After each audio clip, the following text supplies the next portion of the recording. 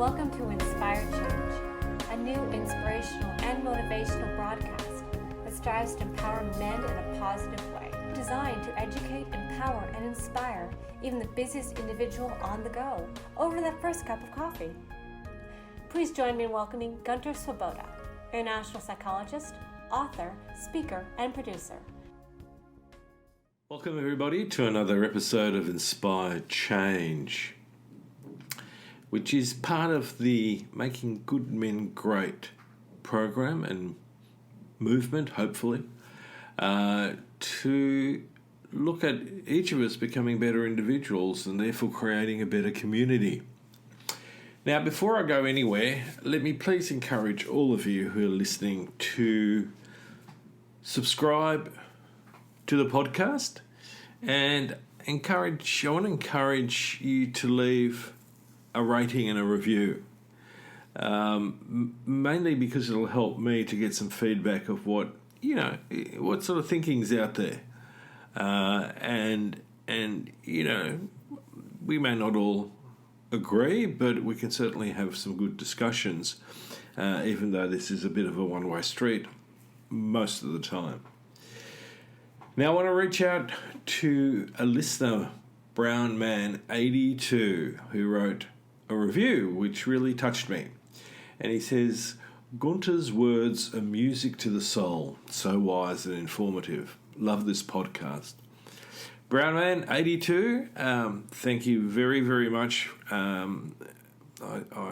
read that with a certain level of humility, but also a certain level of joy, because not that I want to necessarily come across as being the fount of all wisdom, which I'm not, in fact, far from it, but I want to make us think, and I want to make us reflect on what's going to help to create a better self, a better family, a better community, and ultimately how we can leave this as a legacy, because we certainly do need it at a time of history that we're in.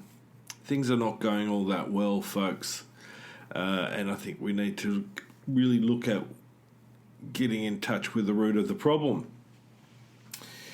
And as you know, in my podcast, fundamentally one of the most serious issues that we're grappling with is the issue of patriarchy and its effects on individuals, but not just men. And in that vein, I just recently ran across, I've got to be honest, my wife ran across it and she sent it to me, which was on TikTok. And I don't use TikTok. I don't know much about it. So it's sort of like, okay, another social media thing, there's all these plenty of platforms going. But here was one which really piqued my interest, because a lot of times on social media, what we see, and I'm going to be blunt, is pretty superficial, right? A lot of this stuff about influencers and so on is about, these happy lifestyles and, better physically, and sort of, this very superficial idea of what mental health is about. And yeah, I know I'm being critical, and some of you may sort of go, he's being really judgy. Well, I sort of am, because we need to sift through what's some decent knowledge and how we can apply that wisely. And, I do appreciate that sometimes we need to lighten up and get into something a bit frivolous. But, at the same time, when Rome's burning, I don't think looking at the wardrobe to see what better clothes you can wear is necessarily going to solve the problem. Anyway, enough of that rant. So let me talk about the TikTok guy. Now, he goes by the moniker of Comrade Cam, and he was very straight to the point. And this is one of the things that I love about Turning Points, okay? There is a zeitgeist emerging in the masculine community Now, it's still quite polarised, and yes, I do get trolled about my opinions and my points of view, but by and large, the men are becoming much, much more educated and interested in understanding our socialisation and what really influences us. So Comrade Cam did a TikTok, and he went straight to the point to explain why men actually need feminism. Now, I've made it very clear in other podcasts that I'm not trying necessarily to turn men into feminists. I actually, what I'm trying to do, to which feminism is aligned, I want to go another level up, and that is I want us to become humanists. You know, yep, okay, it's my bias. I'm a humanistic existentialist, fundamentally, if you want to put me in a bracket. But to me, it is all about being human, not necessarily just male or female or, you know, black or white or whatever it is, whatever, sort of dichotomy we want to sort of pitch ourselves into. So one of the things, so let me just go through a little bit to sort of give you a taste of what he was saying. And he says, feminism is beneficial for men.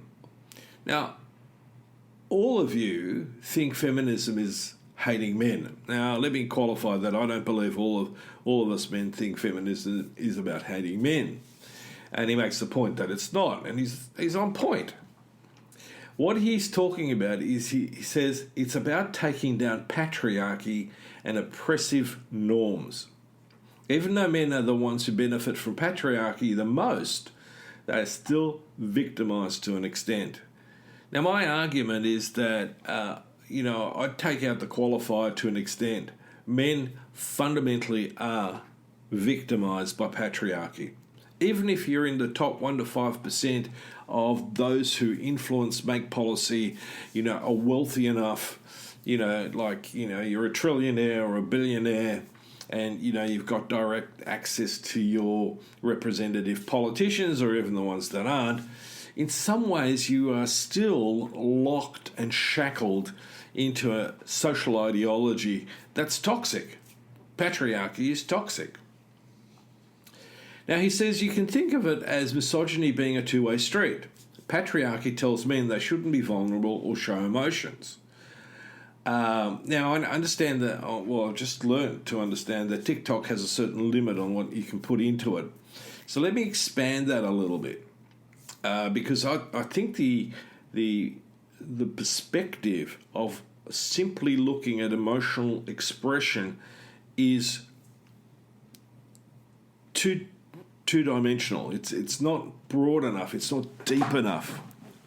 There's more to it than that. Essentially, what patriarchy tells men is not just that they can't be vulnerable, but they need to not show vulnerability. They're not to be emotionally in touch, but they're also not to be empathic, right? And one of the things that patriarchy fundamentally, directly and indirectly creates is an atmosphere, a culture wherein men immediately acquire a narcissistic attitude and defense mechanism. Okay, so if you can't be vulnerable, you sure as hell need some good defense mechanisms to cope with what's going on in your community, in your culture, in your profession. Now, he makes a very, very good point when he sticks to the whole issue of emotions. And that is, he says, patriarchy, it uses misogyny to label those things as feminine things. Okay, so we've got this bipolar attitude being created and being maintained.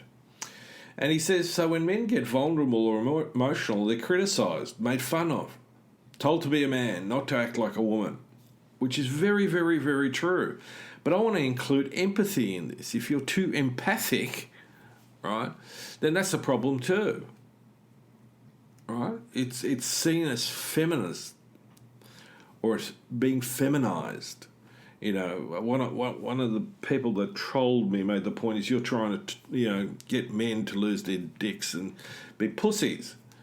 And far from it. That's absolutely, totally not what I'm into.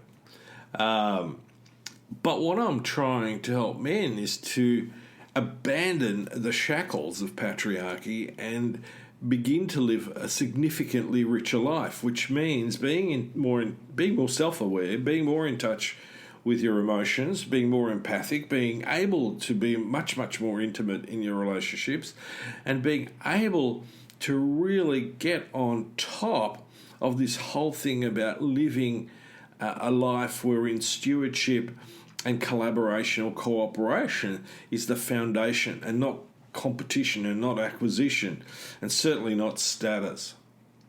So quite rightly, Comrade Cam says, that's toxic as hell for men because men end up bottling up their emotions, which is true.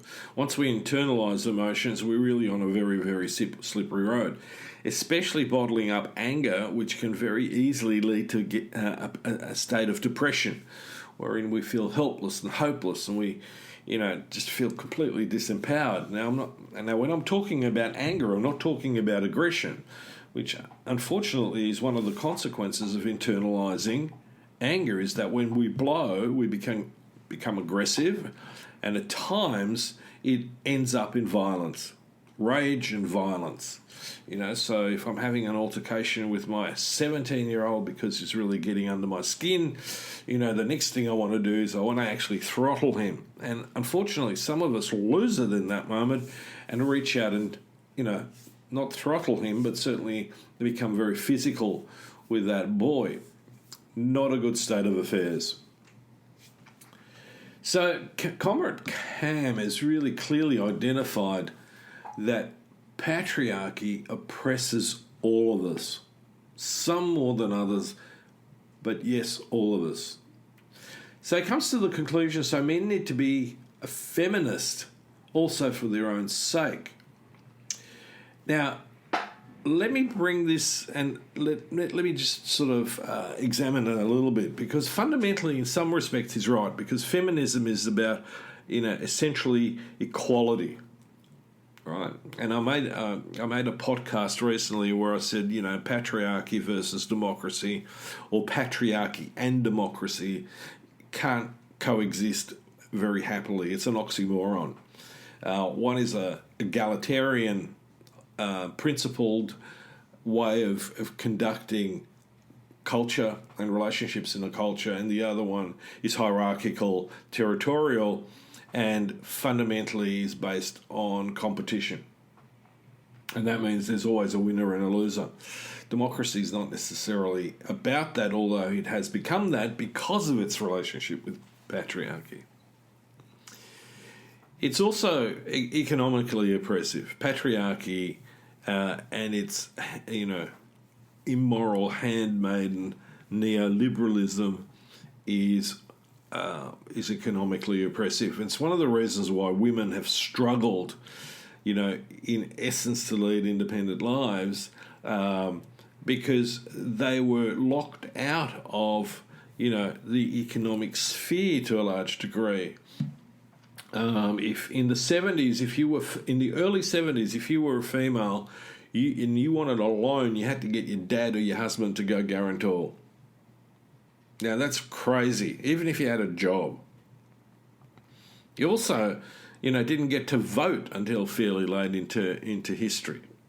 If you were living in ancient Rome as a woman, you had very, very little power, unless you were like Livia in that program, Domina, who was capable of being very intelligent and used her intelligence to manipulate, the men around her to guide them into what she perceived that she wanted, not just for herself, but also for Rome. So, we have some fairly serious legacies. Now, interestingly enough, one news item that was that happened to be at the same time as me reading this thing with Comrade Cam was that one of the exclusive men's clubs in Australia, the Australia Club, had a vote about whether